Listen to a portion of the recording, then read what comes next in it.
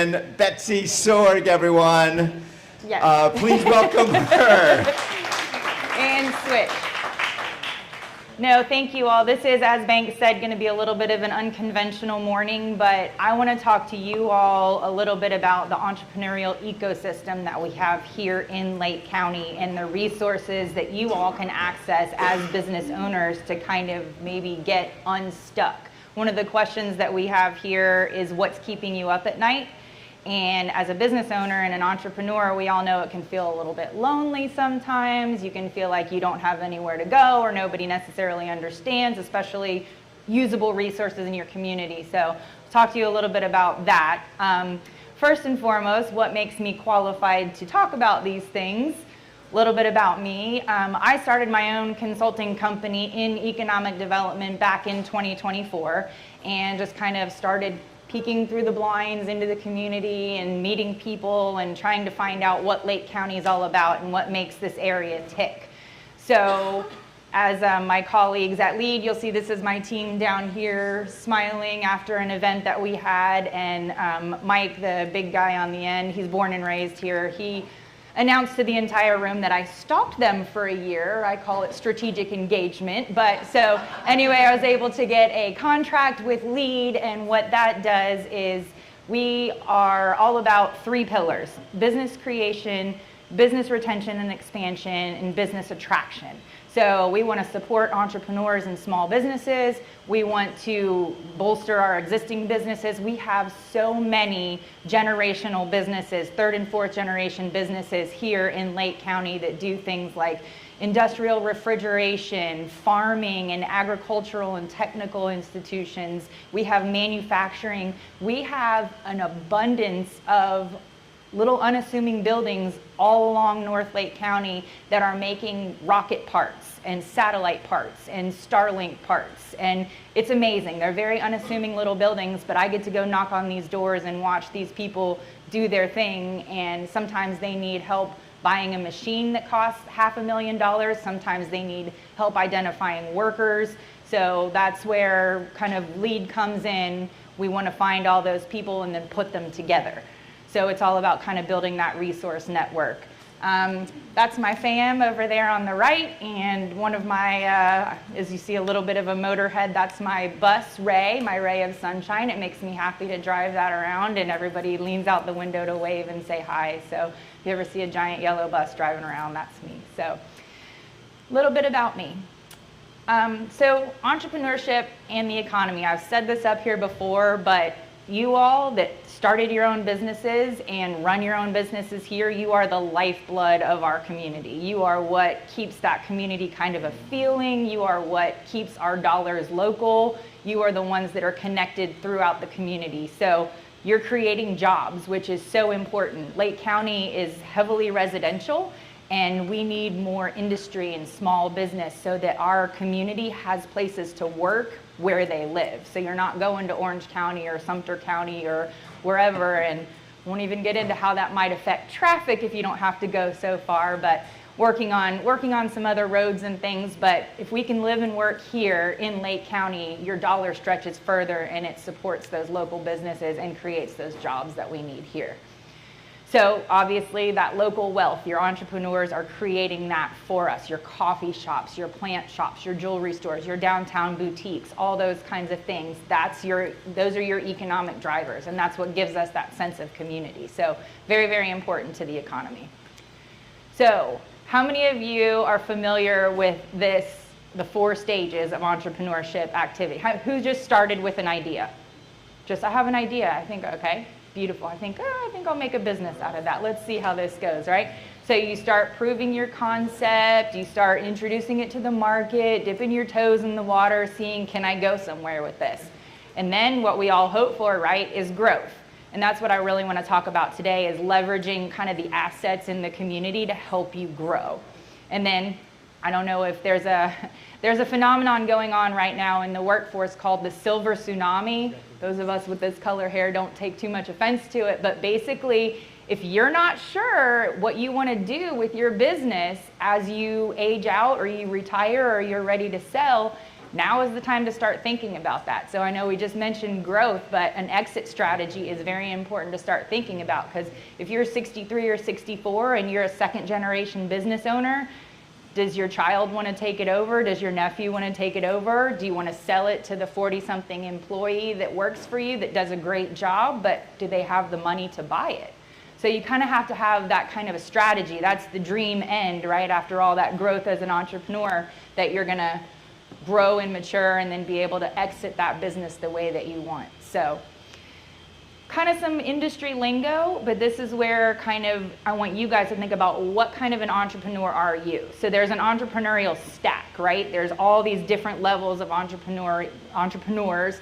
Microenterprise is your smaller businesses, again, those ones that are community rooted, they're really the lifeblood of the community. Your small and medium-sized enterprises probably started small and grew to maybe over 500 employees. The Small Business Association defines a small business as 500 or less employees, which is a lot of employees if you think about it, especially if you only have 1, 2, or 3 employees. You're still considered a small business at 499 employees. And then you have those innovation-led concepts, right? The guys that, like, you think Silicon Valley, you think tech bros, you think big, high money, big deals, kind of Dell, Apple, you know, Microsoft, things like that. So complementary services to those. So those are kind of the 3 areas of entrepreneurship that are kind of out there in the world. So how many of you would consider yourself a micro-enterprise? 1 to 5 employees, you run the show. It's kind of started out maybe as a little bit of a passion project, okay? What you guys, back, one of our new folks, tell me what do you do? What was your idea? What started? What? I want to figure out how to get people together, so strategy design became the ability to interact and kind of communicate without speaking. So I got into that with the silent communication. So I started making some. Okay.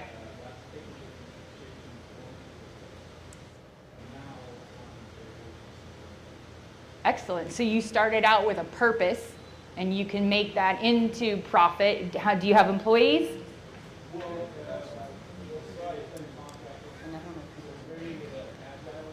Okay.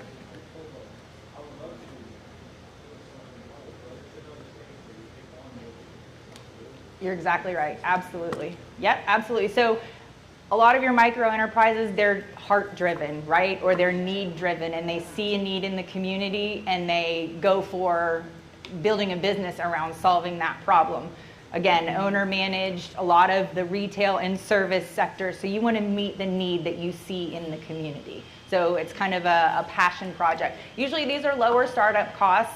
I am going to touch a little bit on capital and access to funding, because that's always kind of, oh, how am I going to afford this? And not just paying yourself, but, you know, the overhead, right? The operating costs of having a small business. So if you're a micro enterprise, you usually have hopefully less than that $50,000 in startup costs.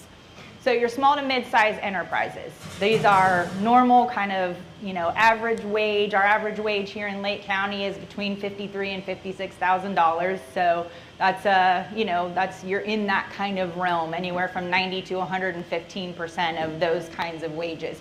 You are a lifestyle seeker. Maybe you didn't want to have a boss anymore. You can do this better yourself. You see this need in the community that's just not being met, and so you're going to develop a product or a service to meet that need.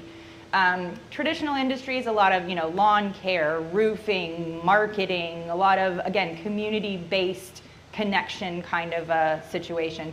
Sometimes these can have a little bit of a higher startup cost, more in the 100 to 500K. If you can start a business for less than that, absolutely. This is not saying that you need to go take out a loan for $500,000 to start a marketing company. It's just something that you need to be aware of. Costs might be a little bit higher if you're going to come in bigger. And then you have your innovation-led startups and scale-ups. These are, again, those kind of technical, you know, big scale, a lot of, you know, AI. We talk a lot about AI and data and kind of even microchips and semiconductors and things like that. There's a lot of buzzwords around this right now. And these are big, fast moving, and they come in with a lot of money, they make a huge impact, and then they exit quickly. Like I said, you're thinking like the Silicon Valley and the tech bros and things like that. So it's kind of a little bit of a different mindset. And this is where you're going to look for kind of that equity financing, where you're going to give part of your company for people to come on board and be part of it and help you grow very intense, very quickly. So it's kind of a different animal than those passion-driven kind of situations.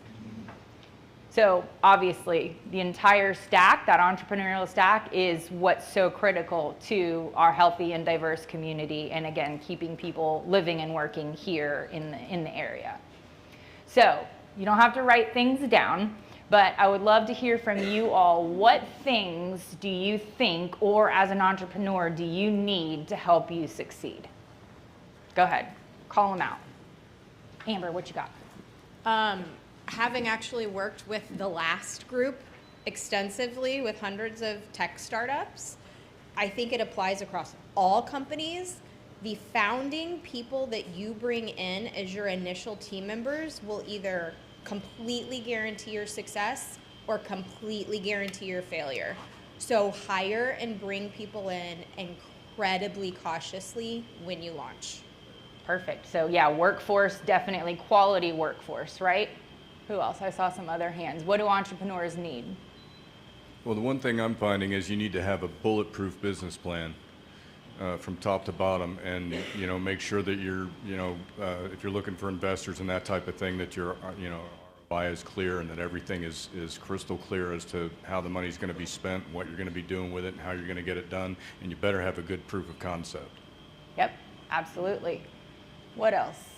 Where do we learn business concept or business? Fast Track? Is that Fast Track? Fast Track can be. Of course, our local SBDC office is definitely a great resource for that. I was going to say community to kind of gut check you and validate certain experiences. So my best friend here. Definitely. She Wonderful. gut checks me. That's great. That's very important. Absolutely.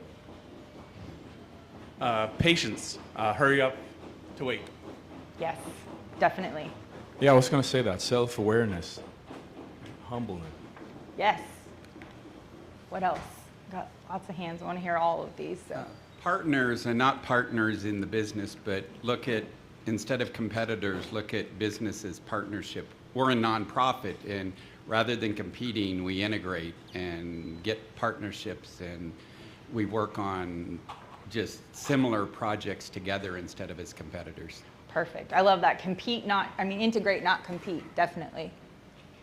Metrics, KPIs, visibility into what's working and what's not. Yes. Yes. Linka.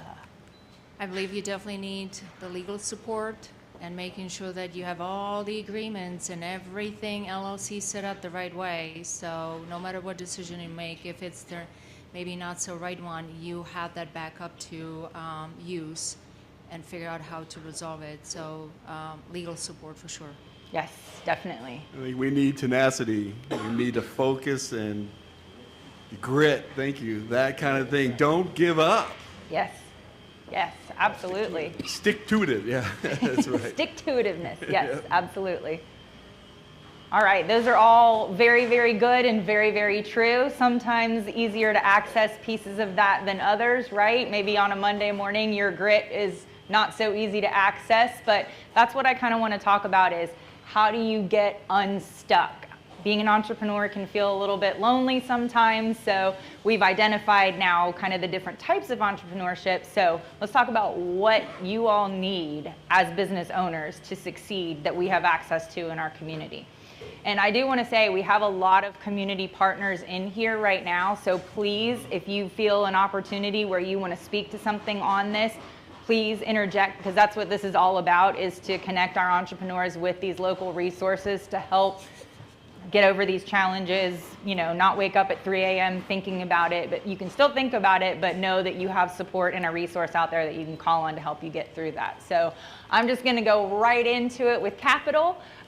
Money, right? Funding. Free money. Who doesn't want free money to help their business get started? I have actually met with some of you on this, and it can be a pain point. It can be a source of frustration, but it's part of it, right? So what does capital do for us? It kind of takes some of the risk off of getting started, right? A little bit easier when you feel like, okay, I've got money in the bank, I can keep going, I can do my marketing budget, I can do some outreach, I can make some swag to brand and get my name out there. It can help you grow faster, potentially. It depends on, what type of enterprise that you have or what type of business that you have, but capital can make things go a little bit easier.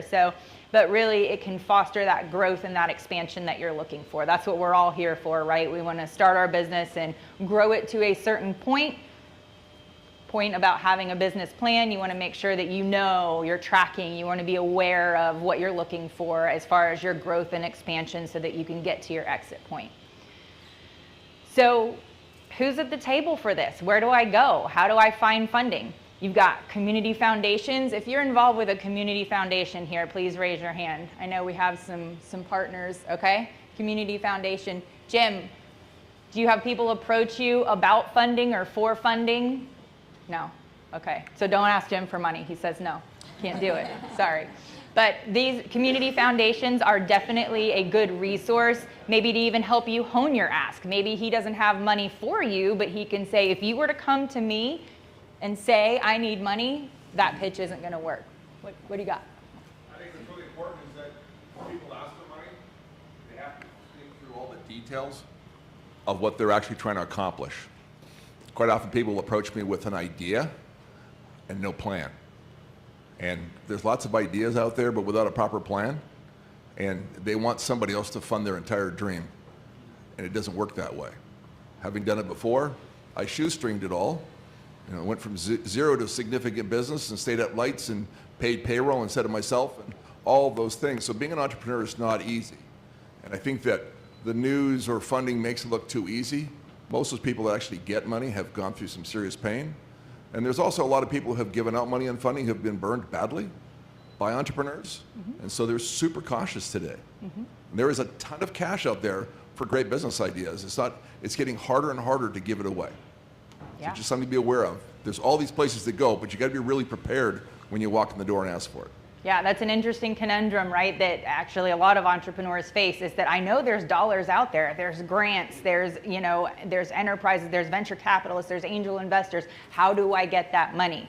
Well, how are you asking for it? So crowdfunding, there's Kickstarter, there's Kiva, there's things like that. Depending on the nature of your business, especially if you're more of one of those kind of relationship-based or service-based kind of institutions, that might work well for you, a Kickstarter or a Kiva kind of a thing. So microloan funds, that depends on your community and your financial institutions. If there's dollars available for certain things, a lot of downtown programs, you'll see here Main Street programs, that's a national entity that does redevelopment in downtowns.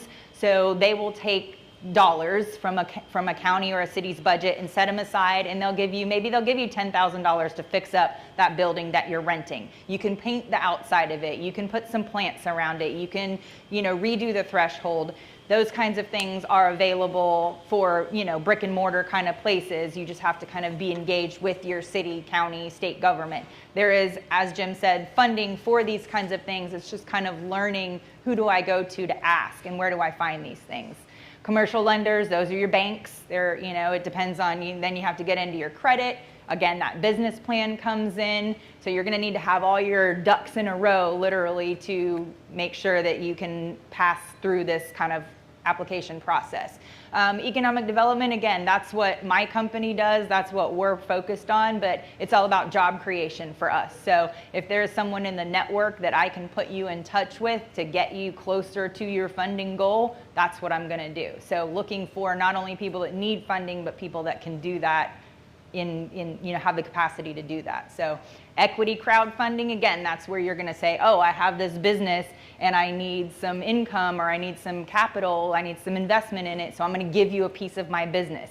And when we hit it big, here's what you get. Or when I get to my growth plan, when my growth plan succeeds, here's how that's going to benefit you. Here's going to be the return on your investment. Nathan. If you're going to play the equity funding game, please be aware that this costs $10,000, $15,000 a year just to compliance, like orient properly. Like that's not free. So if you're giving out equity to your friends and to people that you think are valuable through fractional services or whatever, you have an accounting nightmare that if you really enjoy the IRS and talking with them, go ahead, go for it. It's a lot of fun. So proceed with caution on equity crowdfunding is what I'm hearing from one of our experts in the room. That's definitely, these aren't in any particular order, but the reach is a little further as we go down. Then you get into your angel investors that are people that will just love what you're doing and give you a heap of cash. And yeah, they're out there, but they're also kind of unicorn status, right? They're hard to find. They do exist, just like a unicorn, but they're a little bit harder to find, a little bit harder to access potentially. And then venture capitalists, again, this is going to be more in that kind of tech-led situation where you need maybe millions of dollars to bring a product to market or to manufacture a prototype. So these guys are looking for a lot of, very solid, again, got to have that business plan and a real reason for them to invest that kind of money. So networking. What? You got somebody? Yeah, Lee. So I hear a lot about business planning and a lot about growing and extending, and a lot of time I see a big piece missing information about how you protect your business. How do you pay yourself first? God forbid you get an accident, you get sick, and you can't work 6 months, a year. Mm-hmm. How's your business gonna run? Healthcare may pay for the hospital, but who's going to pay your business expenses, your home incomes expenses, and all the other things? So there's one thing that you got to think about paying yourself first and make sure you're protecting first. And that's what I hear a lot of time. We business people think about forward, but nobody's planning for the what ifs. Definitely, that's a great point. And that's part of what you need to have ready to articulate when you're asking for funding, or you're asking for partnership, or you're asking for business even. People want to know, what are you going to do with my investment? What are you going to do with my money? This is another thing, and it says, what do entrepreneurs need from us? This is from kind of an economic development entrepreneur support organization perspective. So this is kind of what I try to do in my day, is build this network so that I can offer these things to entrepreneurs and small businesses to create those local ties. Supply chain. I was at, we have a agricultural sprinkler manufacturer here in Clermont. It's Hunter, which was Seninger, and they've been around for 50, 60 years.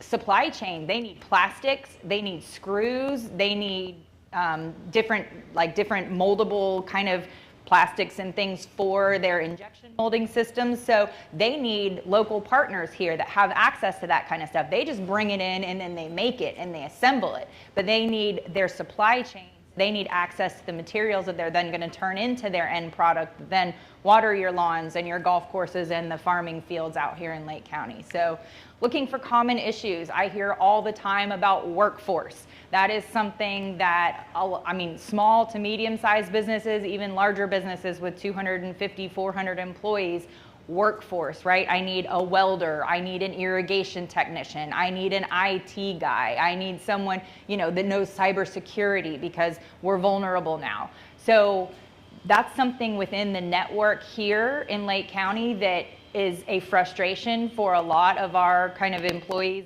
our employers and local businesses, is that right workforce. So we're trying to approach it not only from getting people access to jobs, but also maybe working with employers to look at alternative hiring. Maybe you look at your local veterans association. The governor just signed into kind of availability a whole bunch of funding for reducing recidivism. So maybe you've been convicted of something, you spent some time in jail or something like that. There are dollars for those folks to go back to school and learn other trades and become more marketable in the workforce, so then they're less likely to maybe return to old bad habits because their bills are paid. So that's a really important kind of an initiative. Again, finding that talent. Again, with the injection molding, right? There's only probably a handful of those businesses in the county and maybe 8 to 10 different employees that know how to do that. So they kind of move around. But how you approach that as that type of employee, you're a necessary commodity. You have a little bit of an upper hand there because there are not enough injection molding technicians around. So maybe when you do go to another company, you know, hey, I'm worth a little bit more because I'm a highly specialized individual. So I think knowing where you stand within the network and your type of talent, what makes you competitive, what makes you kind of, what's your value add, right? What's your value add proposition? What makes you a little bit more qualified or worth a little bit more of an investment than your competition?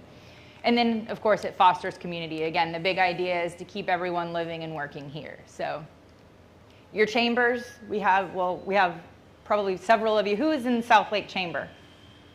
Excellent. Yeah, we have a very, very active chamber here, full of community resources and other business owners that may have been through some of the same challenges that you have been through. Very affordable as far as, you know, microenterprises go, and the kind of return on your investment. It is what you make it, but there is always something going on, and it might just be that one connection that you make that might help you get over that challenge. So again, those Main Street organizations, if you're a brick and mortar person in a downtown kind of an area, go to your local city government, go to your county government, ask if there's any dollars available to help you fix up a building or to make the street out front look better, because that helps, that brings people in, and that's small business support. Kind of get creative. Industry organizations, there's the ABC, the American Builders and Contractors Association, there's the Manufacturers Association of Central Florida, all of these kind of industry organizations where they bring like-minded and like trade professionals together so you can talk, you can commiserate, you can access, you know, kind of the same network and resources that each other are using. Your civic organizations, you've got Rotary, you've got Kiwanis, you've got some of the other networking groups like BNI, those kinds of things. Those can be a different approach, but also, you never know, it might just be that one connection that you need to get you going. Education is such a huge piece of it. Lake Sumter State College, Lake Tech College. If you're not familiar with Beacon College up in Leesburg, that is a private college for neurodivergent individuals, and it is a beautiful thing that they're doing up there. It is full of folks that think a little bit differently and maybe need a little bit more room to run, but can do some of the tasks that maybe your conventional workforce doesn't want to do. You might have a little bit of a different approach, but it can increase production, it can bring up the spirit and the energy of your organization. So kind of looking to alternative hiring situations like I mentioned, and then your career and technical education programs, of course high school, but you got to look at what kind of a workforce do you think you need and do you want, and then what kind of institutions, especially educational institutions, are bringing those people to light. They're training them, they're upskilling them, they're teaching them new trades. Soft skills is something we talk a lot about. There are programs out there.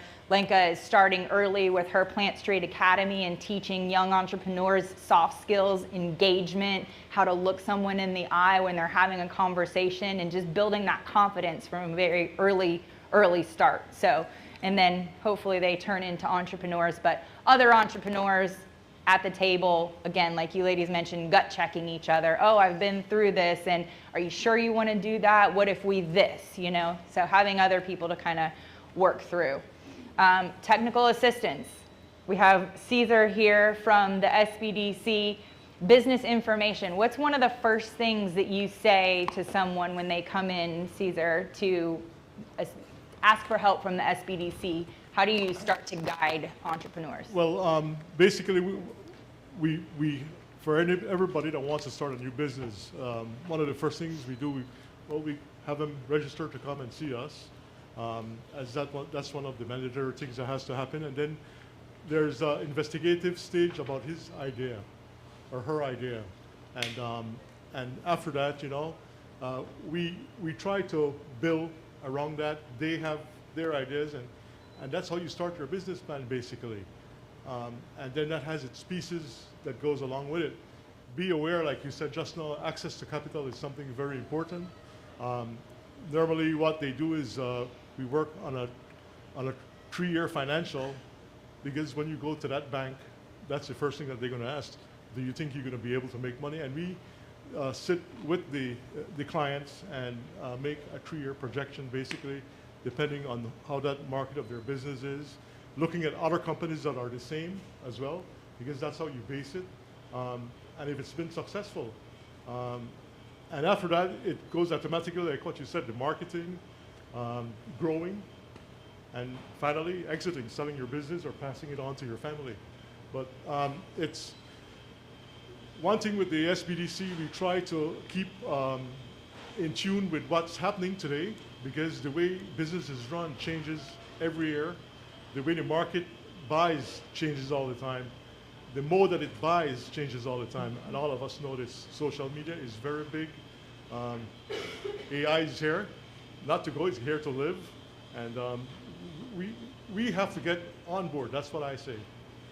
But basically, that's. If you have any questions, just let me know. I'm here to answer your questions. Yes, absolutely. And the SBDC is one of those kind of prepaid by your tax dollars, so therefore free in an indirect way to you to go ask those questions and have somebody help you to get over, I don't know how to do this. I don't know how far out do I need to look at projected income to be able to qualify for a loan. Well, apparently it's 3 years. If you didn't know that, there are resources that won't cost you, doesn't factor into those startup costs, to go figure out a solid plan to work through that. So a roadmap, that's something that the SBDC can help you provide, is a roadmap. Please remember, every financial institution is different. They will always, I shouldn't say this, but they will always tell you, yes, you could come to me and borrow money, but sometimes they might not want to invest in a restaurant. You know what I mean? But like everybody else, they want you to be part of their business. So that's just how it goes. We as a government organization, we cannot endorse any one person or institution.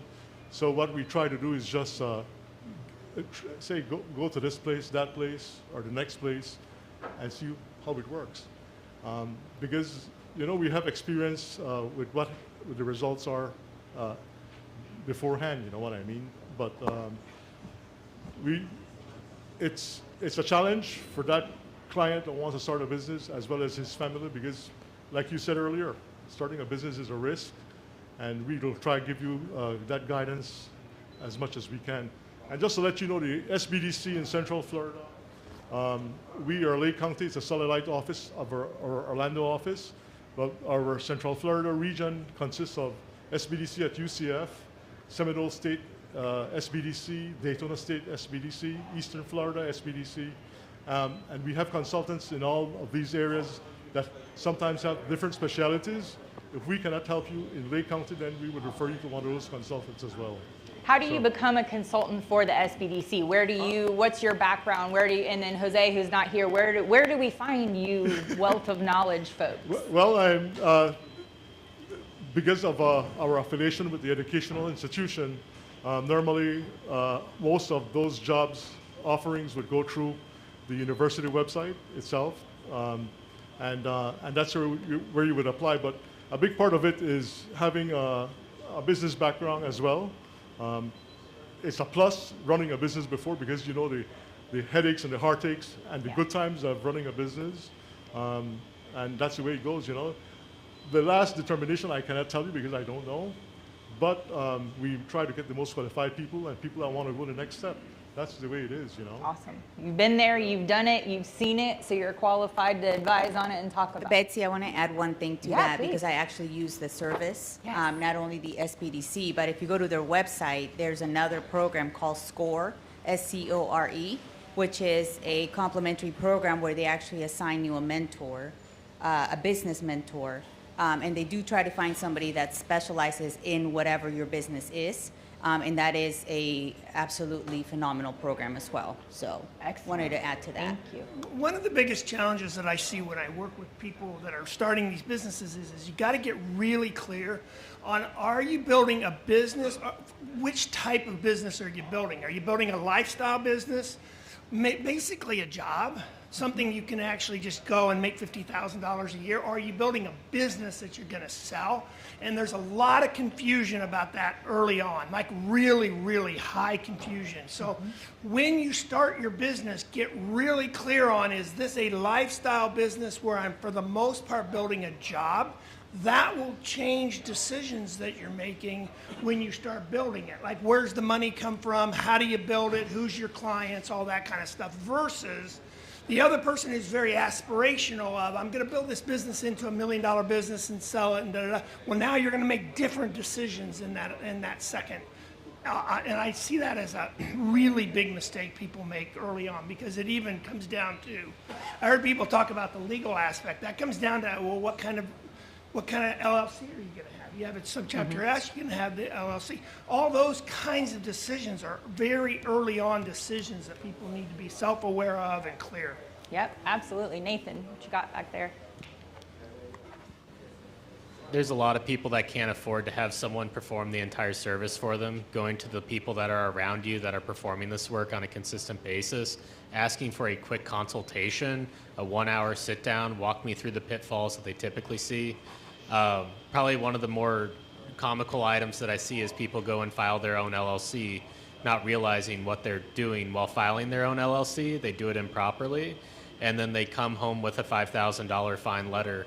And we see this probably once a week. And yeah, it's your fault. You didn't ask anybody.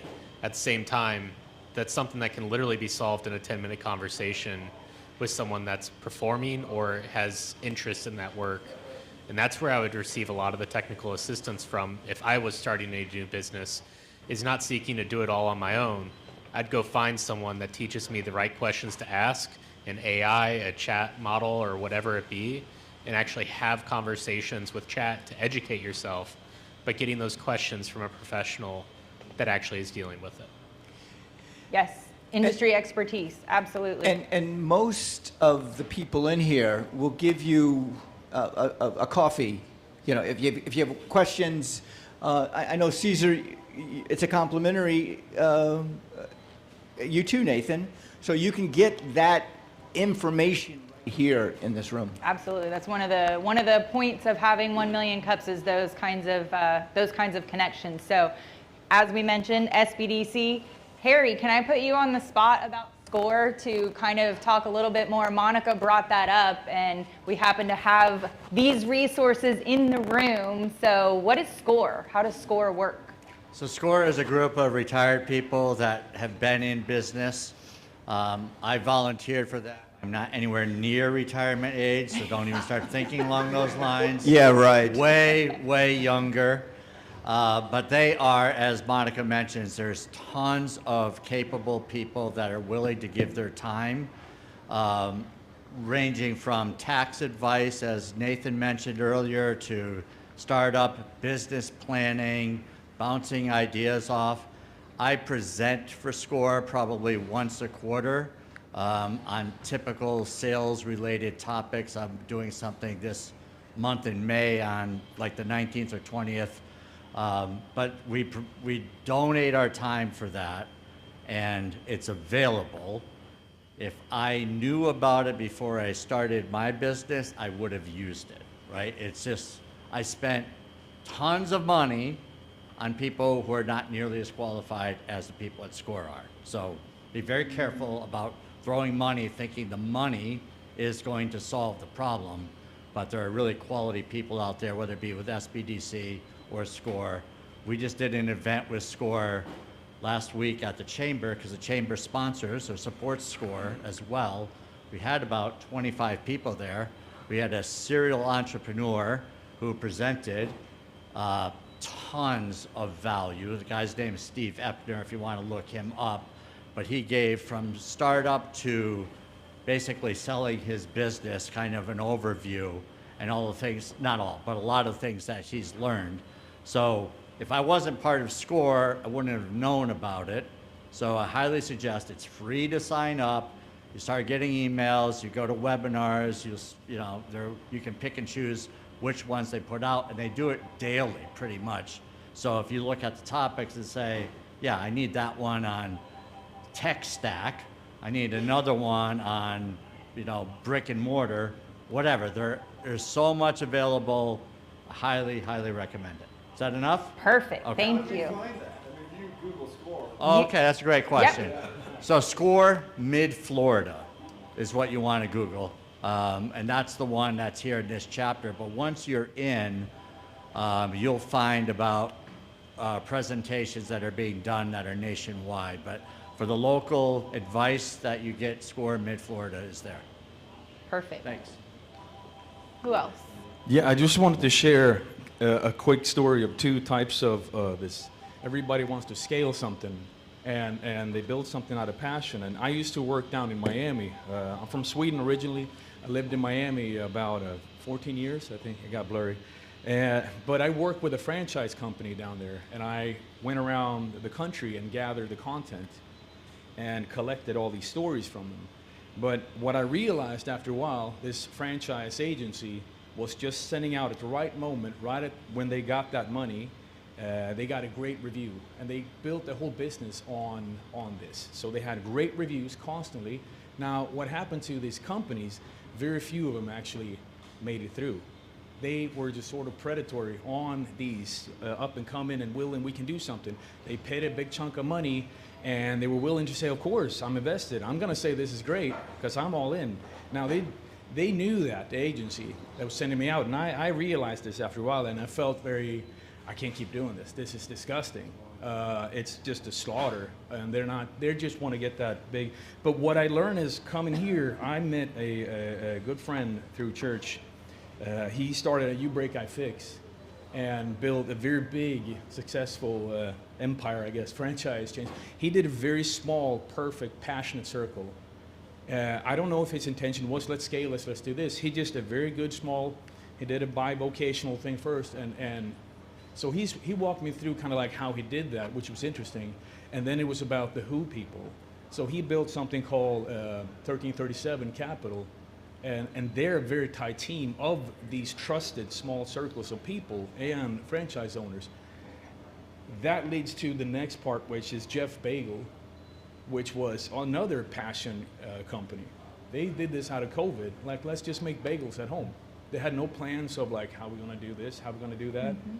By the grace of God, somebody went and bought bagels from it one day, and now we clicked in with something like 1337 Capital, which I know is a very good, sound amount of a team that has done it before. They can activate. They don't take on a lot. They take on very few, and they do it passionately, one at a time. And other companies, like the one down in Miami, they take on everybody and their mothers, and they leave them just behind. They don't care. So when I think the next step that would have been for something like Jeff, when they were ready, where do we go? Yep. Who do we ask? Yep. And they could have very easily end up with one of those predatory type of franchise agencies. So I would say trust is the kind of common denominator. The trust and knowing that people can know who to go to next in that stage, right? So you don't go down that route that all these companies down there. I think you're underscoring the importance of utilizing your network and who you have at your disposal, especially if they're not, if they're not paid resources, right? Prepaid resources, mentors that just want to give back, that they want to give advice, they've been through it. So again, community colleges and universities, those are kind of some assets in the network. Microenterprise organizations, those are going to be more kind of funding arms and things like that. Economic development, again, your county, your cities, they all have economic development partners, and their main goal is to bring jobs. And then other entrepreneurs. I think sometimes just saying out loud what your plan is to another entrepreneur can be very, very beneficial. And I think Jeff's Bagel Run is a fantastic example. His wife wanted a good bagel during COVID, and all of a sudden he figured out how to make it, and now he's opening, I think, 4 or 5 more franchises nationally. He must be up over 20 stores now. Had their Asiago everything this weekend. It was fantastic. But so this is another thing. We want natural resources, which we have an abundance of here in Lake County. So think about utilizing that, playing golf, going for a ride on the trail, taking clients out to a local pocket park and getting out and showing kind of what your community has to offer. Built resources and cultural resources. These are all, we have a lot of arts activation here in the county. That's something you can find out a lot about at the chamber as well. Those are all very important. So you've got your public sector, which is your government and your city support, your nonprofit organizations. Who here works with or for a nonprofit organization? Beautiful. Those are the passion-driven, again, lifeblood of the community, very important resources to volunteer with and find out about. Local community organizations, religious groups, as you mentioned, you met somebody through your that way.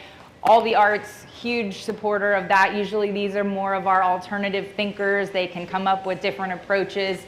Local residents, there are people that are here that just want to offer as resources. We have a huge retiree community. You never know who you might meet out walking your dog that is somebody that you might be able to use as a resource, and they just want to mentor you. And then that acronym is not exactly right, but the LGBTQ organizations that are solid formed institutions, people that have scrapped and scratched and clawed to be legitimized in a community. Those are great people and organizations to learn from about how to stick in there and find your grit every day that sometimes we all know entrepreneurship takes. So, of course, bandwidth. I know a lot of you are probably seeing orange flags in your front yard throughout the county. That's the county. There was an organization that came in and put over $3 million toward the infrastructure to install broadband. Because like it or not, we need that connectivity, we need that technology, and then your local government is the one they're involved in your supportive public policy where you can kind of move buckets of money around to make things more affordable for you as a small business. So again, more people that you can reach out to for those kinds of things to help you extend your bandwidth a little bit. Your EDO is your Economic Development Organization, and your chamber. Those are huge assets for you to reach out to. Philanthropic organizations, those people find needs in the community and give dollars toward them to help kind of bridge the gap in those initiatives. Corporate, a lot of, we don't have so many corporate here. We're much more of a small business, blue collar, scrappy community. But then again, your local residents can be an asset for you. So just want to take a couple of minutes to ask those of you that are in the county and running businesses, if you could solve one problem for small business, even if it's yours or one that you see as a recurring problem, what would that be? Based on kind of what we've talked about, what things that we need, who has a problem they would love to see solved? This is me turning the what can we do for you back on you because I want to solve the problem. On my farm, I have squirrels eating my peaches. Oh, yeah. I stopped growing peaches. Ah, yeah, nice. No, don't stop growing peaches, please. Jim. Okay, I got it. I think for my wife's and my businesses, how can we we do a really good job, but I'd like to find an even better way to communicate to the community about the job opportunities that we have. Because finding people that are local, distance and traffic has become an issue. Yep. And that whole concept of live and work in your same community needs to be solved. And so how many more resources are there available that maybe we're missing out on to broadcast that we have opportunities? Yeah, absolutely. Thank you, Jim. Nathan? Needs a workforce. Yep. I like it. Through previous presentations, I think most people know that I want to fix the S-Corp election issue that we have here of hearing it from your friend and hoping that it's right. In general, I just wish that we had more educational content that people would attend in the local area. A lot of people like to blame things on they care about their kids, their family. They don't realize that they started a business and this is now their job that pays for their kids and their family. And they don't have a choice. They need to be good at what they do or else their kids and their family won't have money to survive. So like education's a huge content portion of that. And I don't think that people take enough value for that. Yeah. You know, Nathan, free food at these events for education works. It's true. Yes. Food, coffee brings people out. So hopefully there have been some resources highlighted here today for those of you that maybe are feeling stuck or feeling like you're not exactly sure where to turn or who to turn to within our community. Obviously, the SBDC SCORE, we had several nonprofit organizations raise their hands. Maybe you just volunteer. I know Monica's been working with New Beginnings, and we have, is it Holly? From Find, yes. Feed, and Restore here. Who else is with a volunteer, an organization that takes volunteers? What, Jim, what does your organization want from? Okay, Find, Feed, Restore, Lenka. Help on Saturdays, perfect. Yep, New Beginnings, absolutely. Talk to Monica or Lee about New Beginnings. American Red Cross, perfect. Love Groveland, I'm with. Love Groveland, fantastic. So we can use volunteers. Empowerment Access Foundation, we serve human trafficking survivors, children and adults. Absolutely, that's hugely important. Sandra, weren't you I Am a Safe Place? Aren't you involved with I Am a Safe Place as well? Lenka? Hey! What? What is that? Perfect. What is So that? all of these are places that you as business owners and entrepreneurs can maybe meet your next mentor or, you know, maybe even just help drive the community and get some visibility. So highly recommend connecting with all the folks that are here and maybe giving some of your time, and you never know what you'll get back from Hey, that. So. we don't have much time left. What do we got to do?